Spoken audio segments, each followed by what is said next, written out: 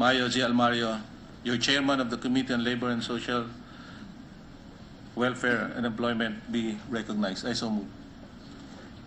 Congressman Almario is hereby recognized.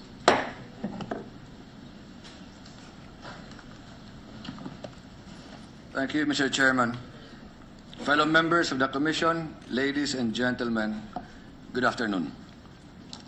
When President Rodrigo Roa Duterte announced at the start of his administration that he was offering the leadership of some government departments to the so-called left, the National Democratic Front nominated Judy Taguiwalo as Secretary of the Department of Social Welfare and Development.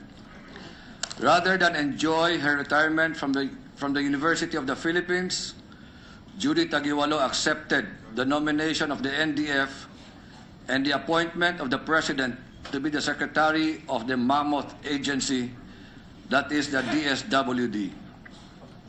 In her younger days, Secretary Taguiwalo immersed among workers and farmers, started her career in the Parliament of the Streets as a full-time organizer, and in 1969 became a member of the Samahang Demokratikong Kabataan, a radical youth organization.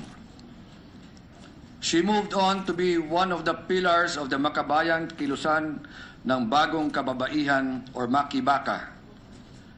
She went underground following the declaration of martial law with all the twists and turns of guerrilla warfare until she was captured by authorities in Iloilo in July 1973, escaped detention at Fort Bonifacio in November 1974, rearrested in Angeles, Pampanga in January of 1984, and finally released in 1986. Judy Taguiwalo pursued further studies and finished her Master's in Public Administration in Canada in 1992, and subsequently earned her doctorate degree at the University of the Philippines, and eventually joined the UP Academe, where she held various high-level positions until her retirement on July 31, 2015. Before her current appointment, Mr. Chairman, Judy Taguiwalo has been issued 5 previous ad interim appointments as Secretary of the Department of Social Welfare and Development on June 30, 2016, on October 20, 2016, and then December 15, 2016, followed by March 17, 2017, and on June 1, 2017. Accordingly, these were submitted to the Commission on Appointments for confirmation, but the same were bypassed.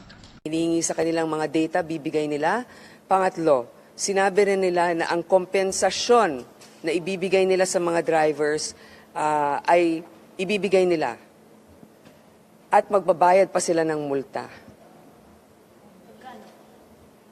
Yan ay isang offer na ibibigay. Basta ang masasabi ko sa inyo, dun sa napag-usapan na hindi pa naman binding dahil meron pang isa pang hearing ng Wednesday,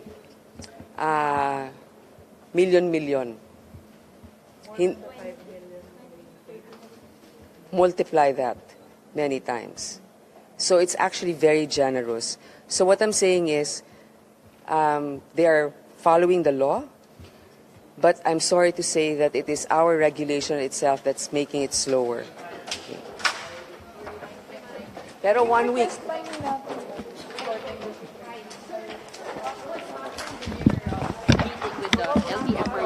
Well, it was really a great opportunity.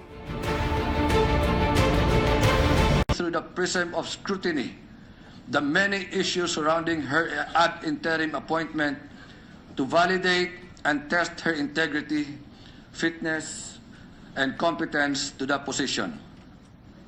In all the committee hearings held for Secretary Taguiwalo, concerns were raised and questions were asked of her.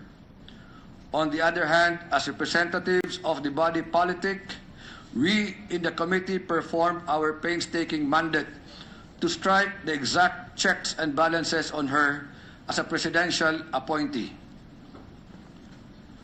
exercising due diligence to channel through informed deliberations matters affecting the Department of Social Welfare and Development, whether or not the appointee suits the position.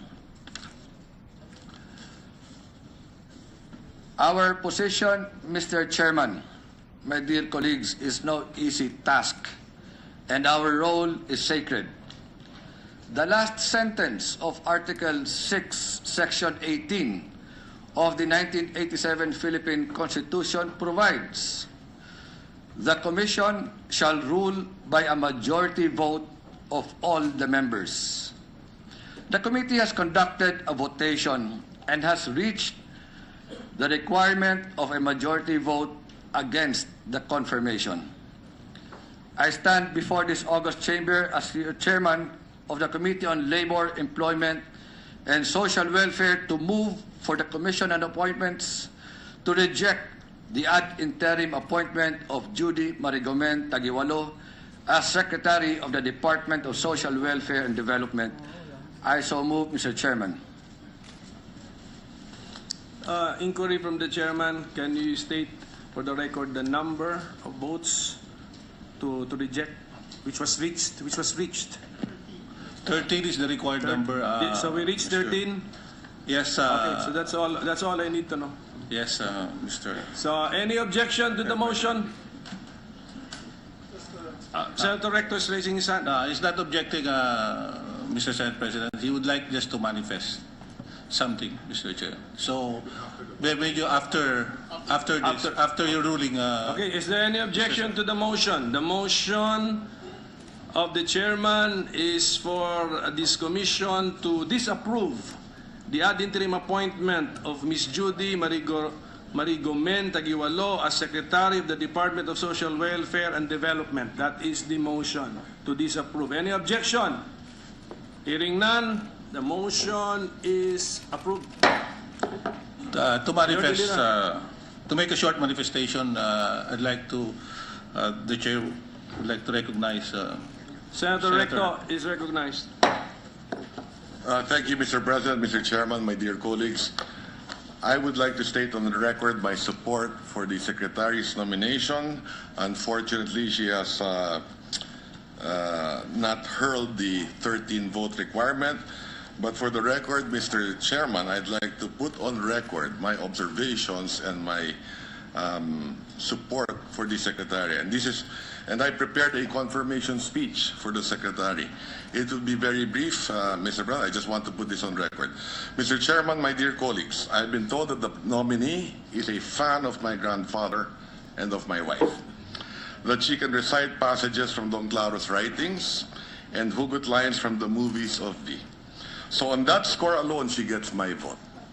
But if my grandfather were alive today, he, V, and the nominee would make a mutual admiration club. Don Claro would only have the deepest esteem for someone who did not only agree with his causes, but spent a lifetime fighting for it. And V would find in her, as she does, a real-life character who looms larger than Sister Stella L., and who has more guts and grit than all the strong women she had played on the silver screen. Mr. Chairman, the first pages of the nominee's CV describe an intellectual at home in the academia. Retired professor of UP, head of its Center for Women's Studies, Director of Research and Extension for Development Office, faculty regent. In a school where merit is rewarded, she would not have been able to assume this post without the academic degrees that validate her first-rate mind. She has a PhD from UP, a master's from a Canadian university, and a social work degree from the same state university where she graduated cum laude in 1970. She could have been magna cum laude, Mr. Chairman, if she did not let her real-life education outside of UP interfere with her studies. Indeed, her CV catalogs in fine print the research papers, articles, books she had written. But what is not there are her other engagements in her storied life, which I believe makes her qualifications more sterling and prove without doubt her fitness to perform the duties of the office she holds. She is also an alumni of 3 martial law prisons, went underground, and joined the resistance, only because legal pathways for change were blocked and peaceful avenues to protest were closed. To those who would see this as an impediment to a cabinet post, here's my rebuttal. Political imprisonment is no bar to public office, and neither is the taking up of arms when conditions warrant. On the contrary, these are experiences we should look for in scouting for talent, because they are the toughest stress tests one can endure. I don't have to remind you that in our pantheon of heroes, those who were jailed for their beliefs occupy an honored place. Warriors, especially women, are revered from Gabriela Silang to Tandang Sora. I think, Mr. President, that it is her work during the unsalaried phase of her checkered career, which is her biggest qualification in holding the DSWD portfolio. It immersed her into the grinding poverty that continues to slave our people. It allowed her to closely see how the denial of basic social services drives people first to despair and then defiance. If the ideal DSWD secretary is one who possesses competence, compassion, and commitment, then it can be said that UP gave her the first, her activism gave her the second, and her underground years gave her the third. We can never ask for a package as complete as her. She had been serving DSWD's clientele long before Digong thought of running for mayor. So if we would like to know her views about poverty, we can leaf through the forest of newsprint that contains her writings. But if we would like to know if she really cares about the poor, then her stints in factories, in farms, and in forests are enough to dispel any doubt. Mr. Chairman, the nominee should not be dismissed as one of token lefties in the cabinet. She was not put there as a memento to prove Digong's big tent approach in forming a government. Rather, I believe that she holds the post by virtue of her ability and not by her affiliation. She is not there to represent one color in Digong's rainbow cabinet. She is there to serve all the colors in the tapestry of our democracy. She represents all of us, all our dreams, all our aspirations for our nation, our people, and our children. She personifies that elusive political ideal that persons of different persuasions can come together for the common good. If she is an ideologue, then the ideology she subscribes to is the same one we believe in, and that ideology is to serve the people. Mr. Chairman, I would have delivered this speech seconding her confirmation because she brings a fresh perspective in the DSWD, and that is to treat not poverty's symptoms but its roots. For the poor need more than relief, but a release from the social shackles that prevent them from bettering their lives. Thank you, Mr. President, my dear colleagues. Majority Leader. Yeah, I move that we recognize Senator Laura Legarda. Senator Legarda is recognized. Thank you, Mr. Chairman. Mr. President, I am actually presiding over the DBCC of the budget, but I could not help but share my views on the confirmation of Secretary Judy Taguiwalo.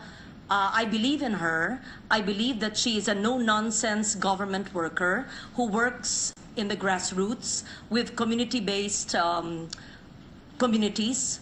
And I recall it was in December 26 in Typhoon Mina in the Bicol region when I called her, when I actually showed her where the budget that could be used, because the president said that he didn't have the funds to help the communities, the typhoon-ravaged communities at the time, and she was in Camarines Sur at the time. She's a hard-working person with integrity, and I had hoped that we could have her in the cabinet because, as Senator Recto had aptly said, she's a breath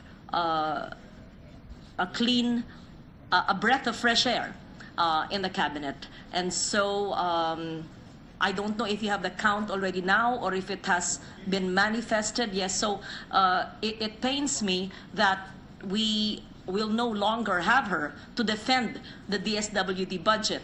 She has tried to straighten the process of implementing the many programs of the Department of Social Welfare. That is just my view.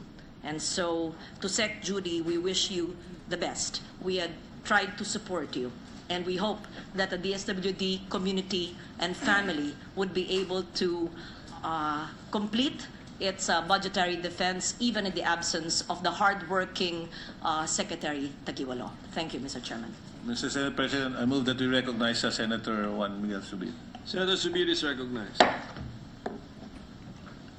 Mr. President, for me, it's been probably the first time in a very long time that the DSWD is headed by a person that was non-partisan, that did not represent the political party or was not a politician. But the only thing in her heart was to help the poor. I truly believe that she had the formula that could help us get rid of poverty in the countryside. Because of this, I vote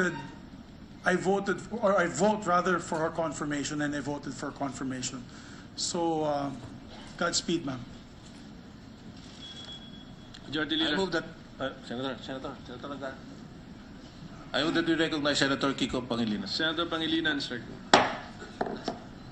Thank you, Mr. President. We just would like to place on record that on behalf of the LP Senate contingent in the Commission on Appointments, composed of Senators Frank Drilon, Ralph Recto, Bam Aquino, and this representation, we would like to manifest that all four of us voted in favor of the confirmation of Secretary Taguiwalo. For the record, Mr. President.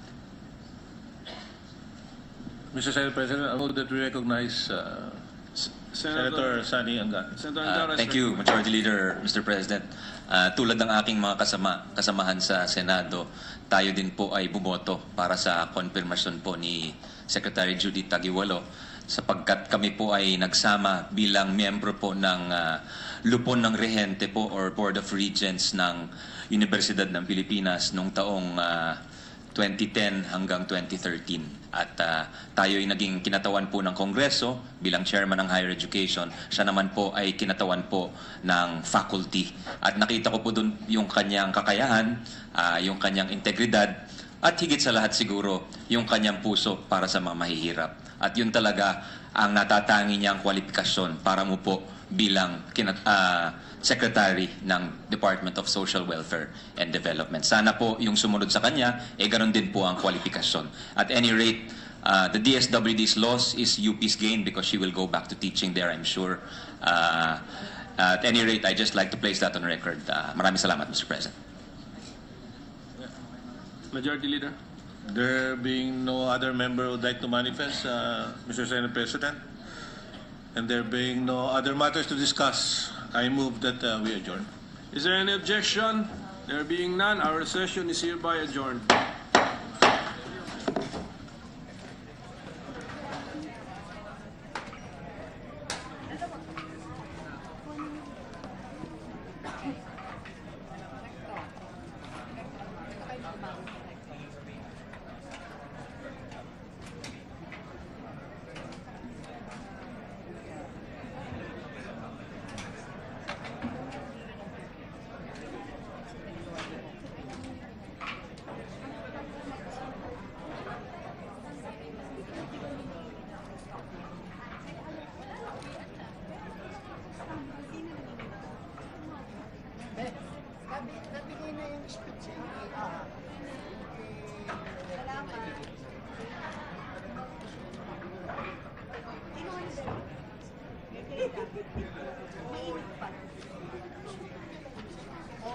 Hindi kayo nag-usap ng biyanan mo eh.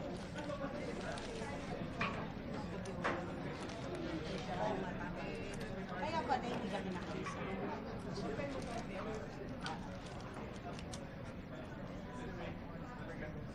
Sir,